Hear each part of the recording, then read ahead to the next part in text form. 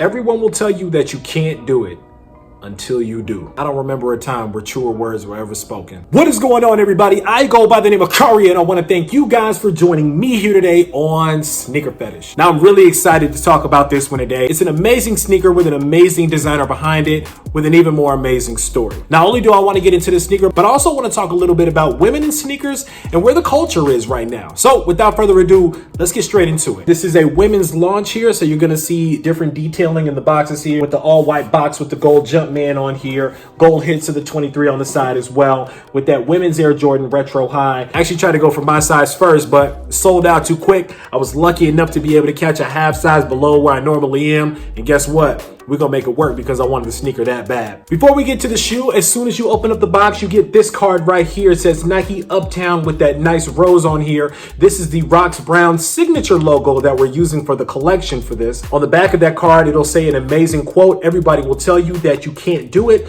until you do. Signed RB for Rox Brown with that Nike Just Do It down in the corner. Boom. And there it is, ladies and gentlemen. This is the Air Jordan 1 Rox Brown from the Nike Uptown collection. This shoe right here is amazing, and I really want to put it in a conversation for Sneaker of the Year, not just for the shoe itself, but for the story of the designer behind it. Let's get into the sneaker first. Now, as you guys can see, the silhouette, of course, is that Air Jordan 1 classic silhouette. On the lateral side of the sneaker here, you actually have an embossed Wings Air Jordan logo that actually matches in with the 3M material. Now, the entire upper of the shoe is made out of satin, which is really premium material, or a 3M material that's wrapping around the entire shoe. We'll take a look at that 3M in a minute. Satin on the quarter panels of the shoe, satin right above the quarter panels of the shoe, wrapping around to the heel on the top. You have a nice 3M swoosh that wraps around as well, both on the lateral and medial side of the shoe. Same for the toe box of the shoe. Beautiful satin material here. Doesn't get any better than that satin. Now on the heel of the shoe, you have a beautiful rose that covers the entire heel on the back of the shoe on the lower portion. And in addition to that rose on the heel of the shoe, you also have the Nike swoosh with another rose in it that's on a 3M tag that replaces the regular Nike Air tag for the Air Jordan 1. Not only that, but the entire tongue on the front and the back is made out of satin as well, and it is lined in 3M material as well. 3M material going all the way up the eyelets of the shoe where the laces are, and a beautiful translucent, very dark blue outsole to finish the shoe off. Satin shoelaces with this pair, and you get metallic silver lace tips as well. Really, really nice. And on the insole of the shoe, you got this nice black insole with that silver Nike Air OG logo. Last but not least is the 3M detailing. So let's cut the lights and let's take a look at that. Bruh. There is no way that you're gonna tell me that the 3M detailing on this sneaker is not amazing. That satin offsetting with that 3M just works so nicely. The way that she designed this shoe, it's an amazing shoe for the daytime or for the nighttime at any event that you may go to. If they're flashing the cameras and they catch this shoe at the right angle, man, this thing is gonna shine. Really, really nice design here that she did with the 3M. That is nice. These are nice. Okay, now let's talk a little bit about who Rox Brown actually is, where she comes from, and how she got to the point where she was designing sneakers with Jordan Brand. Now, I had to do my research about Rox Brown. I will admit I did not know much about her, but this is what I know about her thus far. Rox Brown, originally from Jamaica, currently residing in New York, really rose through the concrete jungle. We'll talk about that in a minute. She is currently a stylist, creative director. She's also worked with some of the biggest stars in the world, either in creative direction or in styling. She's worked with Justin Bieber, Katy Perry, Rihanna, and some other of your favorites as well. Rox actually started out her career in retail, actually working at a billionaire boys club boutique. She actually made herself known during a famous visit to the store by Kanye West, in which he was trying something on, asked her opinion about how he looked in it, and she said, doesn't look that good, man. It's not working for me, sorry. And apparently everybody kind of stopped and looked at her like, who does this woman think that she is, talking to Kanye West like that, not being a yes man? But Kanye actually looked at her, said he appreciated it, and that he actually agreed.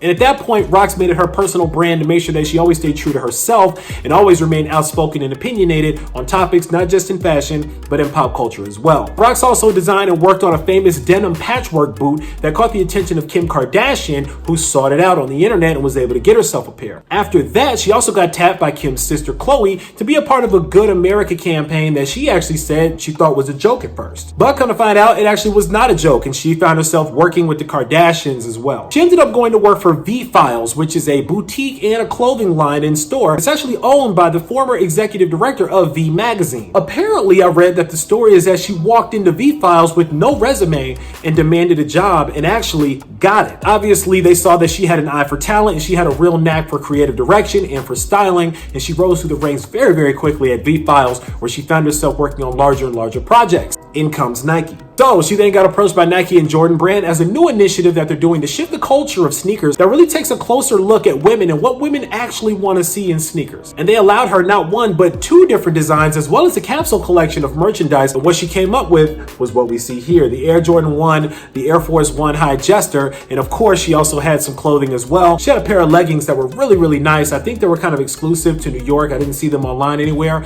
but if you were one of the women that were able to pick up one of those Nike Uptown leggings, salute to you, because those are really, really dope. Now, I don't know a lot about her personal life, but I am more than certain that she has had to endure a lot of struggles and a lot of doors closed in her face and a lot of no's to get to where she is now. Usually when you're the type of person where you believe in yourself and you're really going with your own morals and your own ethics, that happens a lot. And I'm pretty sure that's where the rose detailing came in when it pertains not just to the sneaker, but also in the logo as well. Similar to the Tupac Shakur poem about the rose that grew from concrete, and the Tiana Taylor inspired song, which was inspired by that poem, A Rose in Harlem, which is actually an inspiring and powerful message to women that if she can rise up from the concrete and become this beautiful flower that she became, you can too. Now, that leads me into the next thing that I want to talk a little bit about with you guys, and hopefully dialogue down in the comments with you guys as well.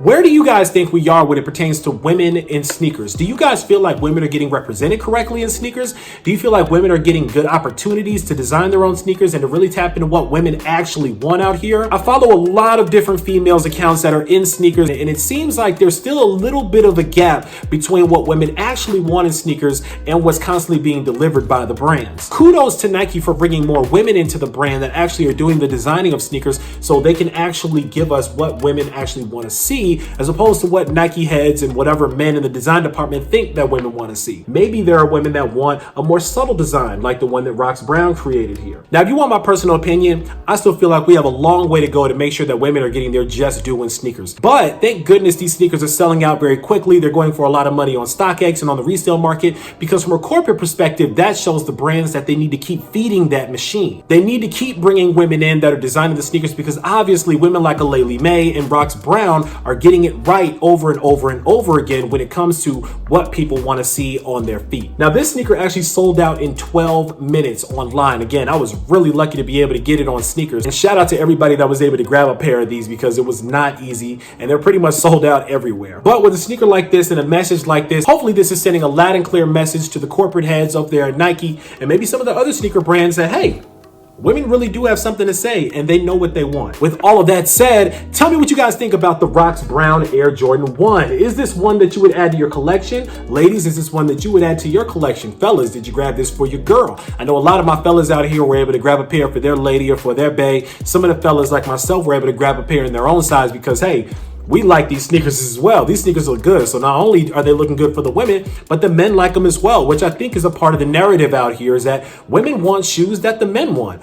And they're creating shoes that both of us really want. Sound off down below. Let me know what you guys think about these. Again, if you are not subscribed, really don't know what you're waiting on, go ahead and click that subscribe button right down there, right above the comments, right around there. We would love to have you here in the Sneaker Fetish family, because I guarantee you, you don't want to miss out on any more heat that I got on the way. And I promise you, I got a lot more on the way. As always, I want to thank you guys for joining me here today on Sneaker Fetish, taking a look at these with me, unboxing them with me for a couple of minutes.